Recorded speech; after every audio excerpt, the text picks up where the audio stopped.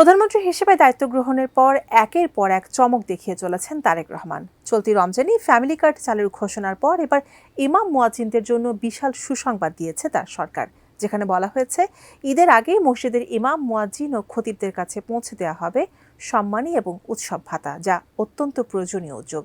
তবে কত হবে সে সম্মানী এবং কোন এলাকা থেকে শুরু করা হবে জানাচ্ছেন এসআই রাজ।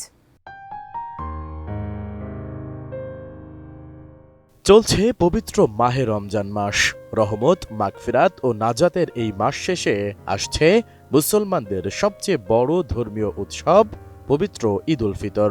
আর এই ঈদের আগেই নির্বাচনের প্রতিশ্রুতি বাস্তবায়নের অংশ হিসেবে ইমাম মুয়াজ্জিন, খতিব ও ধর্মগুরুদের সম্মানী দেবে সরকার। প্রধানমন্ত্রী তারেক রহমানের সভাপতিত্বে এক বৈঠকে এই সিদ্ধান্ত হয়েছে।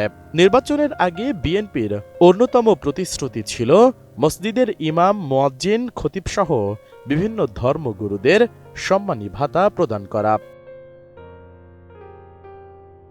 তবে এই সম্মানী কত টাকা তা এখনো নির্ধারণ করেনি সরকার। ঈদের আগেই কয়েকটি এলাকায় এই কার্যক্রম শুরু করবে বলে সরকারের তরফ থেকে জানানো হয়েছে। শনিবার দুপুরে তেজগাঁও প্রধানমন্ত্রীর কার্যালয়ের গেটে তার উপদেষ্টা মাহাদি আমিন এসব কথা জানান। সরকারের এই উপদেষ্টা জানান, আসছে ঈদ উল ফিতরের আগেই প্রাথমিকভাবে এ কার্যক্রম শুরু করা হবে। পর্যায়ক্রমে সারা দেশে তা চালু হবে। কত টাকা সম্মানী দেওয়া হবে জানতে চাইলে তিনি বলেন, আন্তঃমন্ত্রণালয় বৈঠকে তা চূড়ান্ত করা হবে।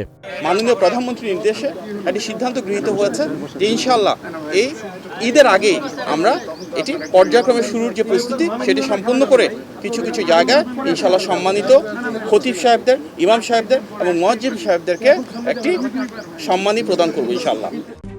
RICL TMX, যুগের পর যুগ স্থাপনা থাকে মজবুত।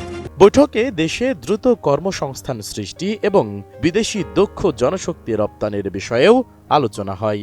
ব্যবসা, বাণিজ্য এবং শিল্প কারখানার নীতিমালার প্রয়োজন রয়েছে সংস্কারের জন্য, এবং টেকনিক্যাল এবং ভোকেশনাল এডুকেশনকে আরও কীভাবে প্রাধান্য দিব আমরা। বিদেশে বিভিন্ন দূতাবাস যারা রয়েছে এবং বাংলাদেশে বিদেশি যে দূতাবাস রয়েছে তাদের সাথে সমন্বয়ের মাধ্যমে কিভাবে আমাদের জনশক্তিকে আরও দক্ষ এবং যোগ্য করে বিদেশে পাঠাতে পারবো, এগুলি নিয়ে বিস্তারিত আলোচনা হয়েছে।